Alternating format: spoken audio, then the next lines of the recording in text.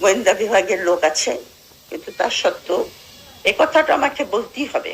বাংলাদেশ আজকে যেখানে দাঁড়িয়েছে এটার জন্য 70% দায়ী হলো বাংলাদেশের আর্মি এবং বরকত সিং। বাংলাদেশের আর্মি এখন আমাদের একটা গদের উপর বিস্ফোরা হয় না, গদের উপর বিস্ফোরা। আপনার তাদের বাজেট কত যায় আমরা জানি না। যখন বাজেট দেওয়া হয় পার্লামেন্টে, তাদের বাজেট কিন্তু সিক্রেট, সেই বাজেট আমরা জানি না। আপনার ডিফেন্স পলিসিটা কি তাই তো আমি জানি না। আপনার শত্রুকে আপনি যে প্রতিরক্ষা করছেন, প্লেন কিনছেন, ট্যাঙ্ক কিনছেন, অমুক কিনছেন, তো আমার শত্রুটাকে এটাকে তো আইডেন্টিফাই করতে হয় সবচেয়ে আগে। আপনি কার সঙ্গে যুদ্ধ করবেন, যে জন্য আপনি এগুলি সমস্ত কিনছেন? কে আমাদের শত্রু? কোন রকম ক্লিয়ার কাট সেরকম কোন ডিফেন্স পলিসি নাই। আপনার একটি কাজ বাংলাদেশের আর্মি খুব অভ্যস্ত। এখন বর্তমানে তো বাংলাদেশের আর্মি সবচেয়ে বড় পার্টনার, পিপিপি যেটাকে বলে, পিপল প্রাইভেট পার্টনারশিপ, এটা সবচেয়ে বড় পার্টনার হল আর্মি। আপনি কোনো বড় কন্ট্রাক্ট দেখাতে পারবেন না যেখানে আর্মি দিয়ে নাই, ইনভলভমেন্ট নাই। যুদ্ধ কিন্তু করে না কোনো জায়গায়। এই যে মিয়ানমার থেকে আপনার নাফ নদী ক্রস করে মিয়ানমারের প্লেন যখন তখন আমাদের আকাশে উড়ে যাচ্ছে, মাঝে মাঝে আবার ইউ ফেলে যায়। আপনার ওটা কি কি জানি বলে,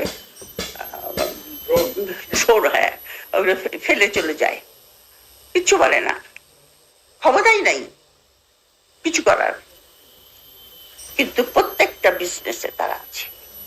তারা ফার্নিচার বানায়, তারা মিষ্টি বানায়, তাদের গ্যাস স্টেশন আছে, তাদের হসপিটাল আছে, তাদের ইউনিভার্সিটি আছে, তাদের কি নাই? অনলাইন বিজনেস আছে।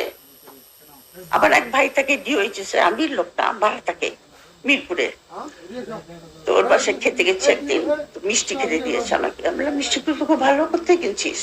বলে, ওই যে আমাদের আর্মি ক্যাম্প আছে ওখানে জওয়ানরা মিষ্টি বানায়, মিষ্টি বানিয়ে বিক্রি করে। পৃথিবীতে কোনোদিন শুনি নাই আমি যে আর্মি আপনার মিষ্টি বানিয়ে বাজারে বিক্রি করে।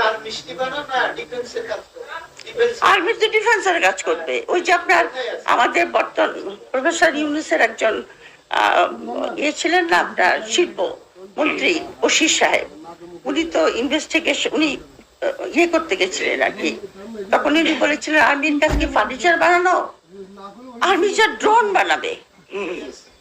আপনার ইরান যে আজকে আমেরিকার সামনে দাঁড়িয়ে আছে বুক ফুলিয়ে, কারণ তাদের কাছে ড্রোন মিসাইল আছে এবং 25 বছরের প্রিপারেশন তারা নিয়েছে। তারা জানতো যে একদিন ইসরায়েল আর আমেরিকা আমাদেরকে আক্রমণ করবে, সেই জন্য তারা 25 বছর ধরে প্রিপারেশন নিয়েছে এবং পৃথিবীর সবচেয়ে শক্তিশালী রাষ্ট্রকে বুক ফুলিয়ে বলতেছে, আসো, আসতে পারে, তোমাদের একজনও ফেরত যেতে পারবে না। এটা হলো দেশপ্রেম। এই দেশপ্রেম না থাকলে কোনোদিন কোনো জাতি মাথা তুলে দাঁড়াতে পারে।